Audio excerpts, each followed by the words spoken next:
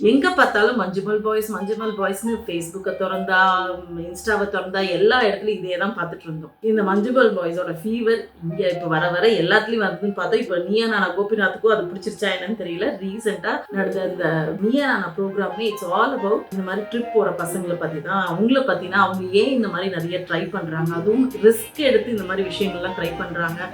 And what public they think about it, family என்ன நினைக்கிறாங்க, R they doing right அப்படின்னு சொல்லிட்டு ஒரு பெரிய டிஸ்கஷனே நடந்தது. நிறைய விஷயங்கள் அதுலேருந்து லேர்ன் பண்ணிக்க முடிஞ்சு, நிறைய விஷயங்கள் அண்டர்ஸ்டாண்ட் பண்ணிக்க வேண்டியது இருக்குன்னு நான் நினைக்கிறேன். ஸோ அதுக்காக தான் இந்த ஹோல் வீடியோவே. So welcome to Metaminds. இது நீயா நானா ஸ்பெஷல்.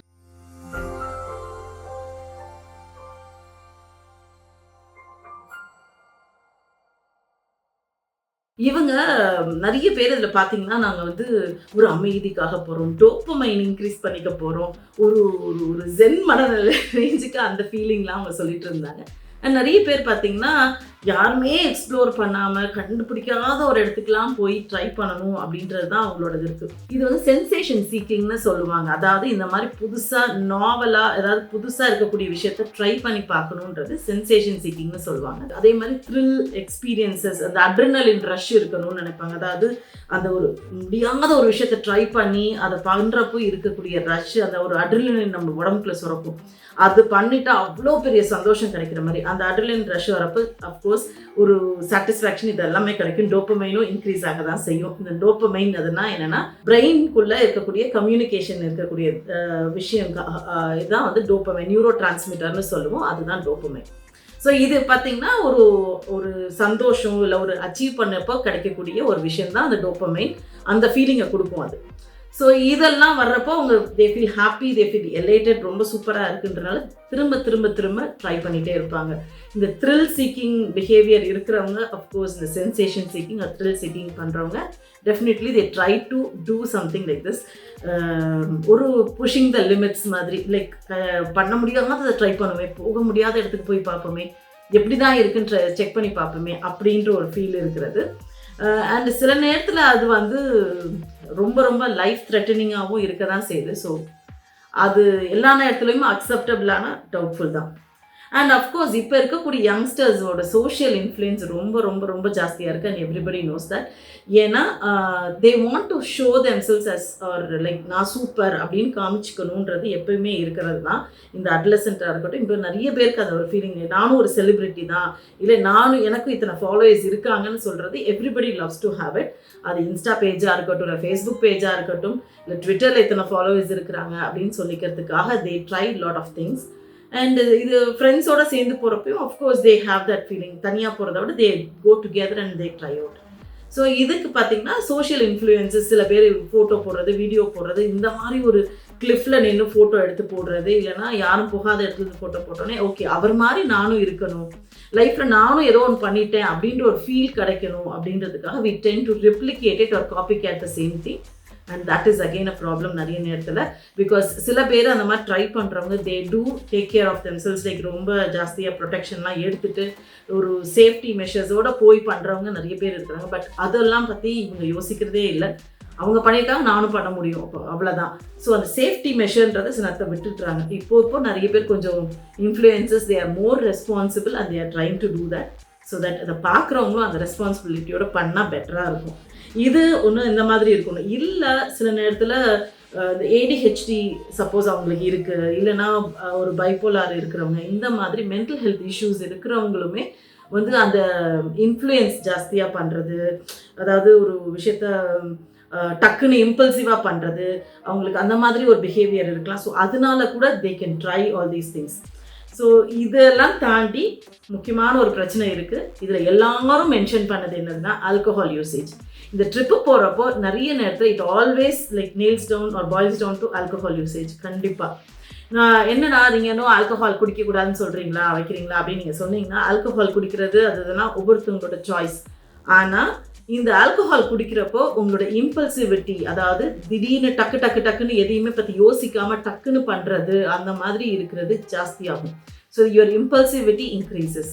அதே சமயத்தில் சென்சேஷன் சீக்கிங்னு சொல்லுவோம். அதாவது இந்த புதுசாக செய்கிறது, ஏதாவது எக்ஸ்பெரிமெண்ட் பண்ணி பார்க்குறது, இந்த மாதிரி பிஹேவியரும் இட் இஸ் ப்ரூவன் தட் இந்த ஆல்கஹால் எடுக்கிறப்போ இந்த சென்சேஷன் சீக்கிங் பிஹேவியரும் த்ரில் சீக்கிங் பிஹேவியரும் கொஞ்சம் ஜாஸ்தியாகவே இருக்கும்னு சொல்கிறது. So you tend to do certain things.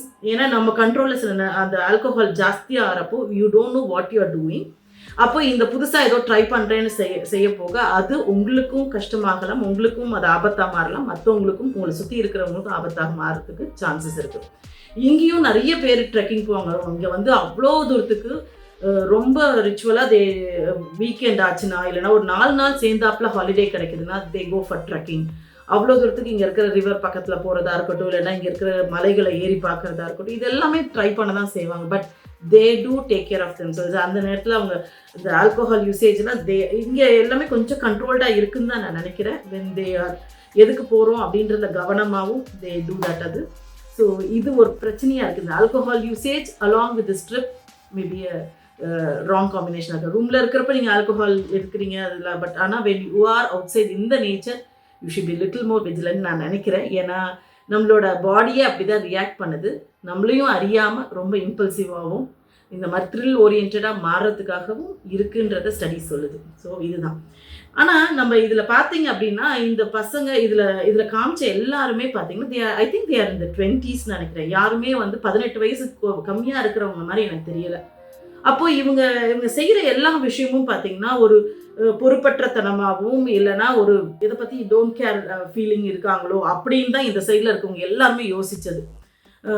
ஏன் இதை போய் பண்ணுறாங்க, மற்றவங்கள பார்த்து இவங்க ட்ரை பண்ணி பார்க்குறாங்க, அந்த மாதிரிலாம் ஏன் செய்கிறாங்க, இதெல்லாம் பொதுவாக விடலை பசங்க செய்கிறது தானே அப்படின்ற கேள்வி எல்லாருக்கும் வந்திருக்கும். அதாவது ஒரு டீனேஜ் பசங்களை பற்றி நம்ம ஸ்டடி பண்ணுறப்போ டீனேஜரா ஓகே டீனேஜர்னால் இவங்க இப்படி தான் இருப்பாங்க, ரிஸ்க் எடுப்பாங்க, எதை பற்றியுமே கவலைப்பட மாட்டாங்க, ஒரு ஐடென்டிட்டி கிரைசிஸ் இருக்கும் அந்த வயசில். தான் யாருன்னு கண்டுபிடிச்சிக்கிறதுக்கோ தான் யாருன்னு டிட்டர்மைன் பண்ணுறதுக்காக they do lot of things. காது குத்திக்கிறதா இருக்கட்டும், டேட்டூ போட்டுக்கிறதா இருக்கட்டும், ரேஷ் டிரைவிங்காக இருக்கட்டும், இந்த மாதிரி விஷயங்கள்லாம் அட்லசன்ட் விடலை பசங்க தான் செய்வாங்க.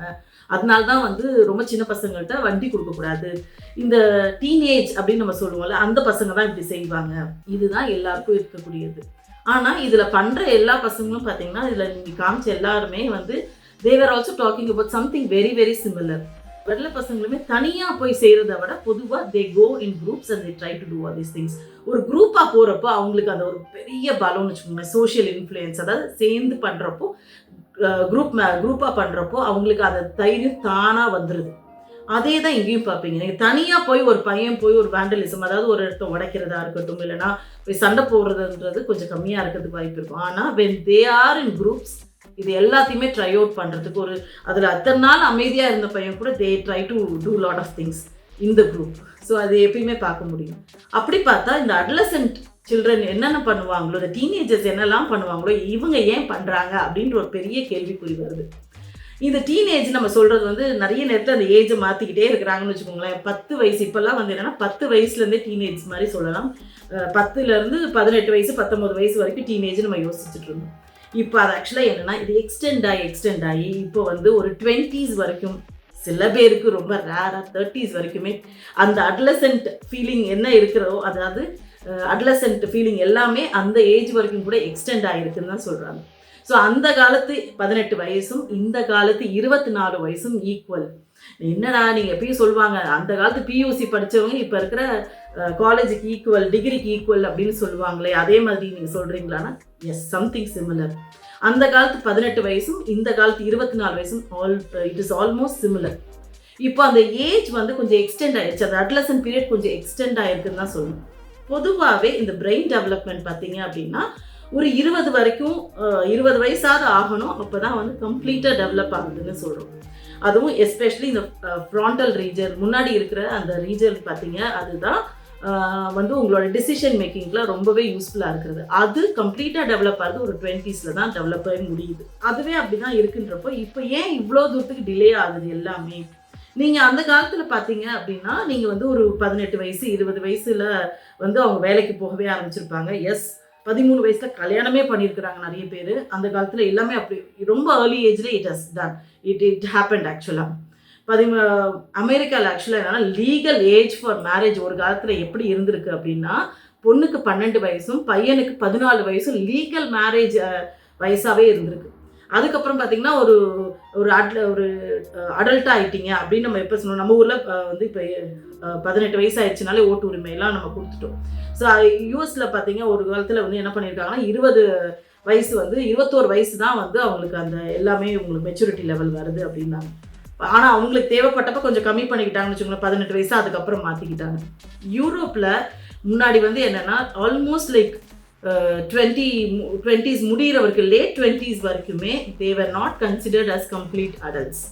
அவங்களுக்கு எப்பயுமே ஒரு மென்டர் மாதிரி கியூரேட்டர் ஒரு மென்டர் இருந்துகிட்டே இருந்திருக்கிறாங்க. ஸோ அந்த ஏஜ் வரைக்குமே தே நீட் சப்போர்ட் அப்படின்றது தான் அவங்க யோசிச்சுட்டு இருந்தது. அவங்களால கம்ப்ளீட்டாக ஒரு இமோஷனல் இம்பேலன்ஸ் இருக்கிறதுக்கான வாய்ப்பு இருக்குது. ஸோ அதனால அவங்களுக்கு அந்த அண்டர்ஸ்டாண்டிங் இருக்கிறதுக்கும் ஹெல்ப் பண்ண வேண்டியது அவசியம்னு சொல்லிட்டு ஸோ அவங்களுக்கு வந்து ஆல்மோஸ்ட் லைக் 20s முடிகிற வரைக்குமே அவங்கள வந்து ஒரு கியூரேட்டர் ஒரு மென்டர் இருந்து தான் அவங்கள கொண்டு போயிருக்கிறாங்க. இதெல்லாம் சரியா தப்பா அப்படின்றத தாண்டி இப்போ வந்து என்னென்னா இப்போ இருக்கக்கூடிய காலேஜ் பசங்க அண்டர் கிராஜுவேஷனாக இருக்கட்டும் போஸ்ட் கிராஜுவேஷனுக்கு வர பசங்க பார்த்தீங்கன்னா தே ஆர் ஸ்டில் லைக் அதுக்கப்புறம் வேலைக்கே போயிருந்தா கூட they are very very emotionally unstable தான் ஃபீல் ஆகுது எனக்கு என்னமோ. they are unable to take lot of responsibilities. ஒரு நோ சொல்கிறதுக்கு அவங்களுக்கு முடிய மாட்டேங்குது. ஒரு வேலை எடுத்துக்கிட்டா அதில் கமிட்மெண்ட் கொடுக்குறதுன்றது அதுவும் இப்போ இருக்கக்கூடிய ஜென்சிஸ் இப்போ இருக்கக்கூடிய கிட்ஸ் எல்லாமே கொஞ்சம் கம்மியாக தான் இருக்குன்னு நிறைய பேர் கம்ப்ளைண்ட் பண்ணுறாங்க. Maybe this is the reason I would say like அவங்களோட அட்லசன்ட் பீரியட் ஹஸ் எக்ஸ்டெண்டட் நம்ம. ஸோ இன்னமும் அவங்க அட்லசண்ட்டாக தான் பிஹேவ் பண்ணுறாங்க. அதுக்கு நம்மளும் ஒரு காரணமோ அப்படின்றது தான். இது ஏன் அப்படி இருக்குது, இதே மாதிரி ஒரு ஃபினாமினா ஆக்சுவலாக முன்னாடியே சொல்லியிருக்கிறாங்கன்னு வச்சுக்கோங்களேன். எரிக் எரிக்சன்றவர் வந்து அவரோட சைக்கோடைனமிக் இதில் வந்து சொல்லியிருப்பார். இந்த ஃபினாமினா பார்த்தீங்கன்னா அவங்கள ஐடென்டிட்டி கிரைசிஸ் இருக்கும், அவங்களுக்கு வந்து ஒரு இன்ஸ்டபிலிட்டி இருக்கிறதுக்கு வாய்ப்பு இருக்குது. அதாவது இந்த அடலசன்ட் டு அடல்ட்ஹுட் உள்ளே இருக்கிறவங்களுக்கு இந்த மாதிரி ஒரு ஃபீலிங், எந்த ரெஸ்பான்சிபிலிட்டிஸும் எனக்கு வேண்டாம், என்னோட விஷயத்தை எல்லாத்தையும் நான் அண்டர்ஸ்டாண்ட் பண்ணிக்கிறதுக்கு எனக்கு டைம் வேணும், இந்த மாதிரி கமிட்மெண்ட் எனக்கு வேண்டாம், இதுலேருந்து ஒதுங்கி நின்று என்னைய நானே க்ரோ பண்ணிக்கிறதுக்கும் என்னை நானே ஐடென்டிஃபை பண்ணிக்கிறதுக்கும் எனக்கு ஒரு டைம் தேவைப்படுது. அப்படின்ற டைம் தான் இந்த அடலசன்ட் டு அடல்ட் போகிற டைமு அப்படின்ட்டு. எமர்ஜிங் அடல்ட்ஹுட்னு இன்னொருத்தரும் அதை பற்றி ஸ்டடி பண்ணியிருக்கிறப்போ அதை பற்றி மென்ஷன் பண்ணுறாரு. இதே தான் அவங்க சொல்ல இன்ஸ்டேபிளாக இருப்பாங்க அவங்க. They will not know what they want in life. அந்த நேரத்தில் வரைக்கும் கம்ப்ளீட்டாக தெரியறதில்ல நிறைய நேரத்தில். இதை நம்மளும் கொஞ்சம் ஃபெசிலிட்டேட் பண்ணிட்டோமோன்னு தோணுது. இதுவே பார்த்தீங்கன்னா ஒரு ரிசோர்ஸஸ் கம்மியாக இருக்கக்கூடிய ஃபேமிலியில் இருக்கிற பசங்க பார்த்தீங்கன்னா they try to lose that in a very early age. அதாவது அவங்களோட அடலசன்ஸை சீக்கிரத்துலேயே விட்டுட்டு they mature more early and they become an அடல்ட்டுன்னு தான் சொல்லணும். பிகாஸ் ஆஃப் த ரிசோர்ஸஸ் கம்மியாக இருக்குது. So they want or they have to grow as an adult as soon as possible. ஏன்னா ஃபேமிலி நீட்ஸ் இருக்குது. அவங்களோட செல்ஃபை வந்து கொஞ்சம் ஒதுக்கி வச்சுட்டு அவங்க சீக்கிரமாக நிறைய விஷயத்த லேர்ன் பண்ணி அந்த லெவலுக்கு போயே ஆகணும் அப்படின்ற ஒரு இது. பட் ஆனால் இப்போ இருக்கக்கூடிய ஸ்டேஜில் நம்ம வந்து குழந்தைங்களை வந்து நம்ம அவ்வளோ சீக்கிரமாக நம்ம விடுறது கிடையாது. And we also try to control them. Over பேரண்டிங்கும் பண்ணுறோம், ஹெலிகாப்டர் பேரண்டிங்கும் பண்ணிகிட்டே இருக்கிறோம். அண்டு ஏன்னா நம்ம குழந்தை நம்ம கைக்குள்ளேயே இருக்கணும்னு நம்ம ரொம்ப ஆசைப்படுறோம். அவங்களுக்கு எதுவும் தெரியாது. அதாவது அது கரெக்டாக அப்படின்னா கண்டிப்பாக கிடையாது. ஏன்னா அவங்களுக்கு அவங்களோட லைஃப் விஷயங்களை அவங்கள அனுபவிக்க வைக்கிறதும், அதாவது அதில் கஷ்டமோ நஷ்டமோ அவங்கள அதை ஃபேஸ் பண்ண வைக்கிறதும் ஆஸ் அ பேரண்ட்டு நம்மளோட ரெஸ்பான்சிபிலிட்டி தான். அவங்களோட அட்லசன்ட் இன்க்ரீஸ் பண்ணியிருக்கலாம், அவங்களோட அட்லசன்ட் பீரியடுக்கு இன்க்ரீஸ் ஆகிருக்கலாம். பட் ஆனால் அவங்களோட லைஃப்க்கு தேவையான விஷயங்களை அவங்க லேர்ன் பண்ணுறதுக்கு நம்ம கொஞ்சம் அலோவ் பண்ணவும் வேண்டியது இருக்குது. அதுக்கு நம்ம ஆஸ் அ பேரண்ட்டாக நின்று நான் இருக்கேன், நீ ட்ரை பண்ணு அப்படின்னு சொல்கிறதுமே தவிர இல்லை நானே வந்து பண்ணுறேன், உனக்கு தெரியாதுன்னு விட்டிங்கன்னா அவங்க 30 வயசானாலும் அவங்க அடல்ட்டாக மாறவே போகிறதில்ல, 40 வயசானாலும் அப்படியே தான் இருக்க போகிறாங்க. So it is in our hands நான் நினைக்கிறேன். ஸோ இதில் இந்த அட்லசன்ட் பீரியடை நம்ம புரிஞ்சிக்க வேண்டியது அவசியம். ஸோ இந்த டிரான்ஸ்ஃபர்மேஷனை we also need to understand. இப்படி இந்த அட்லசன்ட் பீரியட் எக்ஸ்டெண்ட் ஆகிருக்கிறதையும் அண்டர்ஸ்டாண்ட் பண்ண வேண்டியது இருக்குது. And we need to support them.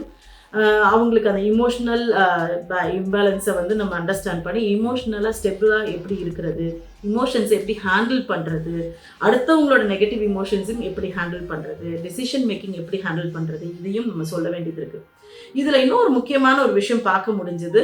அதில் ஆப்போசிட் சைடில் இருக்கிறவங்க இவங்கள மேலே அவ்வளோ ஒரு கோவம், அவ்வளோ ஒரு ஆத்திரம் அவங்களுக்கு இது எப்படி இதை பண்ண போச்சு, நீங்கள் எப்படி இப்படிலாம் இருக்கிறீங்க, இவ்வளோ மோசமாக ரூடாக பிஹேவ் பண்ணுறீங்கன்னு சொல்கிறப்போ ஏன் இப்படிலாம் சொல்கிறீங்கன்னா, எங்களுக்கு இப்படி ஒரு ஆப்பர்ச்சுனிட்டி கிடைக்கல, அதனால தான் நாங்கள் வந்து இவங்க மேலே கொஞ்சம் காண்டாக இருக்கிறோன்ட்டு. That is also there. Because அப்போ இருந்த parenting style was entirely different and இப்போது மாறிட்டே இருக்குது. And of course we have given them lot of space, but still we need to be there at the same time. அவங்கள இன்னும் கொஞ்சம் undergo பண்ணவும் வைக்க வேண்டியது அவசியம். திரும்பவும் அதுதான் சொல்லிட்டு இருக்கேன். இன்னொன்று, இதில் வந்து இவங்க இர்ரெஸ்பான்சிபிளாக இருக்கிறாங்கன்னு சொல்லிக்கிட்டே இருக்கிறாங்க. அதில் வந்து நீ பாட்டில் உடச்சி போடுறதா இருக்கட்டும், இல்லைனா எதை வேணால் எங்கே வேணால் தூக்கி போட்டு போகிறதா இருக்கட்டும், இல்லை டேமேஜ் பண்ணிட்டு போகிறதா இருக்கட்டும், இந்த பிஹேவியரும் ரொம்ப ஜாஸ்தியாகிடுச்சோ அப்படின்ற ஒரு ஃபீல் இருக்குது. யார் என்ன ஆனால் எனக்கு என்ன, நான் இப்படி தான் இருப்பேன் அப்படின்ற ஒரு தாட் ப்ராசஸும் கொஞ்சம் ஜாஸ்தியாக இருக்கும் அப்படின்னு தோணுது.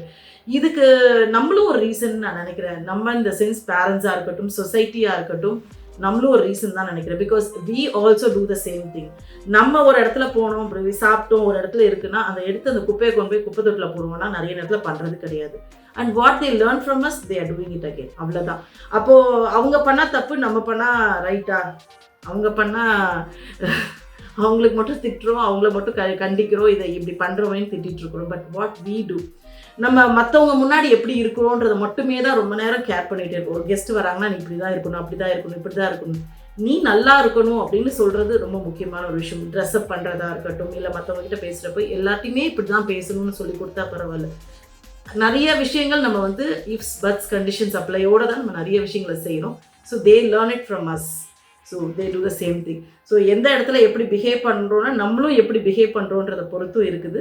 ஸோ எல்லா பொறுப்பையும் அப்பா அம்மாக்கிட்டேயே இல்லை சொசைட்டிக்கிட்டே விடுறோமானா கிடையாது. And of course we are also the major responsible factor for what they behave.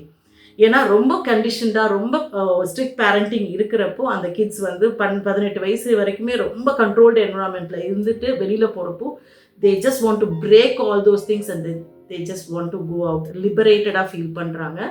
And இன்னமும் அந்த எக்ஸ்டெண்டட் பீரியடாக இருக்கிறப்போ அந்த லிபரேஷனில் அவங்க நிறைய விஷயங்கள் ட்ரை பண்ணுறாங்க. Of course we need to be with them, we need to tell them what is good and bad. And அதே சமயத்தில் ஸ்டாப் பண்ணுறதை விட அவங்க சில நேரத்தில் கைட் பண்ண வேண்டியது இருக்கும். கைட் பண்ணுற இடத்துல இருக்குமே தவிர நம்மளே வந்து அந்த விஷயத்தை செஞ்சு கொடுக்குறதா இருக்கட்டும், இல்லை ஸ்டாப் பண்ணுற இடத்துல இது பண்ணாத அதை பண்ணாதன்னு திரும்பவும் ரெஸ்ட்ரிக்ஷன்ஸை இன்வால்வ் பண்ணுறதை விட என்ன பண்ணணும், இல்லை ஏன் இதை பண்ணால் என்ன ஆகுன்றத இன்னும் கொஞ்சம் ஓப்பனாக கான்வர்சேஷன் வச்சுக்கிட்டாலும் பெட்டராக இருக்கும். அண்ட் அஃப்கோர்ஸ் இது இவங்க செய்யக்கூடிய ரிஸ்க்கு ஓவராக போகிறப்போ, தனியாக போனால் ஒரு குழந்தை பண்ணாது, ஆனால் சேர்ந்து போகிறப்போ இவ்வளோ ரிஸ்க் இருக்குன்றப்போ they need to discuss about it. கொஞ்சம் ஓப்பனாக நிறைய பேரும் பேசினது இதனால இந்த நீயா நான் ரொம்ப ரொம்ப ரொம்ப அவசியமாக இருந்துச்சுன்னு நான் நினைக்கிறேன். To openly discuss about it. ஏன்னா எத்தனை உயிர்கள் போயிருக்கு, கண்ணு முன்னாடி எத்தனை உயிர்கள் போயிருக்குது, அதை காப்பாற்ற போகிறவங்களுக்கு எவ்வளோ கஷ்டங்கள் இருக்குது. அவங்களும் லைஃப்பை ரிஸ்க் பண்ணி அதை போய் காப்பாற்ற வேண்டியது இருக்குது. இல்லை அட்லீஸ்ட் அந்த டெட் பாடியவா தூக்கிட்டு வர வேண்டியது அளவுக்கு எவ்வளோ கொடுமையான ஒரு ஃபீலிங் அது. அந்த பேரண்ட்ஸ்க்காக இருக்கட்டும், அந்த வேலையில் செய்கிறவங்களா இருக்கட்டும், அந்த போலீஸாக இருக்கட்டும், அங்கே இருக்கிற மக்களாக இருக்கட்டும், it hurts everybody to lose a life. So risk எடுக்கிறது கண்டிப்பாக ரொம்ப அவசியம் தான் லைஃப்பில். எல்லாமே ஒரு கம்ஃபர்ட் ஜோனுக்குள்ளே லேர்ன் பண்ணிக்க முடியுமா? கிடையவே கிடையாது. Risk taking is essential in life. ஆனால் எவ்வளோன்றது தான் முக்கியம். To learn something definitely we need to risk. நம்ம கம்ஃபர்ட் ஜோன்லேருந்து வெளியில் போனால் தான் கற்றுக்க முடியும். தட் இஸ் வெரி எசென்ஷியல், இல்லைன்னு சொல்லலை. பட் ஆனால் நிறைய நேரத்தில் கேல்குலேட்டட் ரிஸ்க்காக இருந்தால் பெட்டராக இருக்கும். அதுக்கான சேஃப்டி மெஷர்ஸையும் எடுத்துக்க வேண்டியதும் அவசியமாக தான் இருக்குது. And we need to discuss about it openly with the children. And அஃப்கோர்ஸ் 20s சில்ட்ரனாக தான் இன்னமும் இருக்கிறாங்க. அது if you don't feel that please comment இந்த வீடியோ. இது நான் சொல்கிறது ரைட்டாக தப்பான்றதையும் டிஸ்கஷனில் போடுங்க. Let's discuss and we'll have another video about this also. So see you in the next video. Bye.